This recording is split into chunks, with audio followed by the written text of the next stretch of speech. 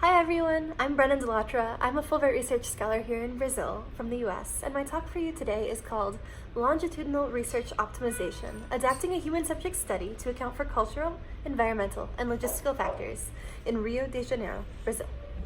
When I heard about this conference, particularly the theme of the physiology, kinesiology, and psychology of wellness in its social context, I felt as though my project fit very well. And so first I'm going to talk to you about the setup and motivation for my research, which speaks to the physiology, kinesiology, and psychological health factors, and then I'll talk to you about the social context and hurdles I've encountered as I've tried to carry out this research in its originally intended form. I'll end with some adaptation strategies for longitudinal research and takeaways from my semester here. So, as I said, I'm here in Brazil on a 9-month research grant co-funded by CAPES, a Brazilian federal government agency under the Ministry of Education and the U.S. Department of State. Broadly, my research seeks to investigate cooperative movement interventions to supplement traditional clinical and counseling approaches to mental health. As a bit of background, capoeira is an Afro-Brazilian movement art that incorporates elements of martial arts, dance, music, acrobatics, and synchronized and complementary movement in pairs and groups. I first encountered capoeira at the beginning of my time at university, and by 3 years later, I'd seen and participated in capoeira in 3 different countries and on 2 different continents.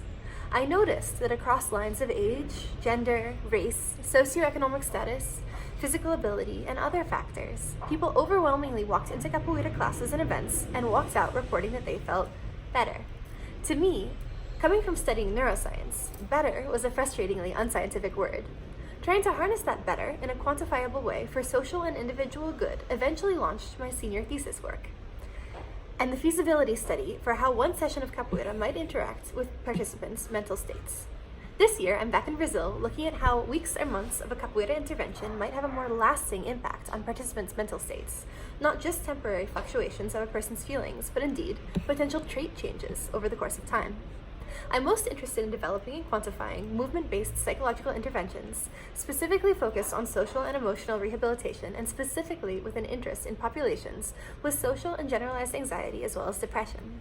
With this research specifically, I'm looking at whether individuals' levels of empathy and self-efficacy will increase, and state and social anxiety will decrease as a result of participation in capoeira, and whether those positive changes might perseverate even after participants are no longer participating in the activities. It was my intention that the data from my research could be used to support proposals to implement movement-based and cooperation-based activities in schools, hospitals, and corporate settings.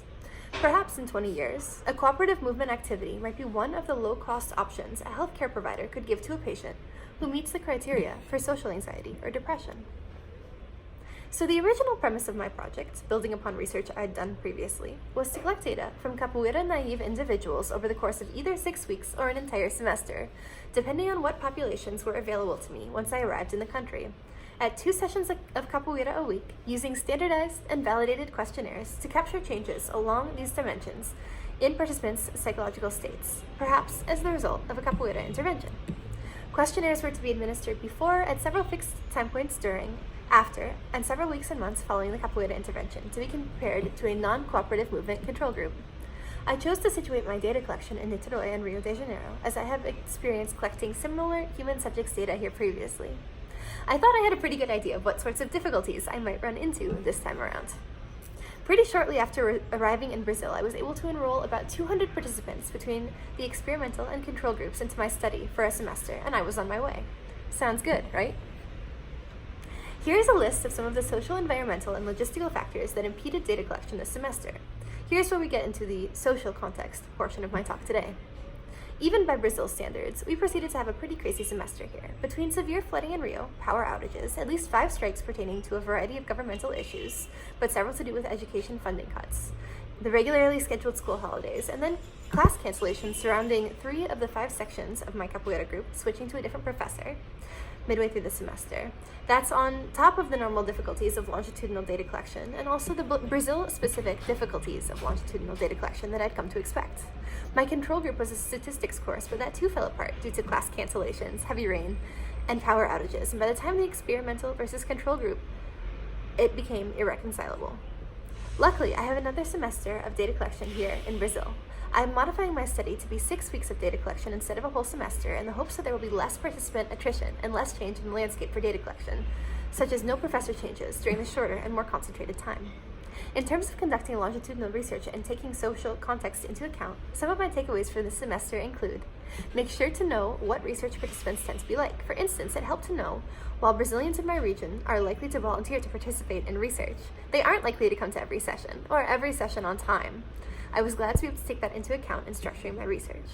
Build public holidays and cultural reasons for participant attrition into your data collection plan, and most importantly, talk to professors, other researchers, students at your host university, and others in advance, and work with your collaborators on the ground, who will know the research landscape and participant profile better than you will, coming in as a foreigner. Looking forward to hopefully a more expedient semester of data collection and sharing the results with you next year. Thank you.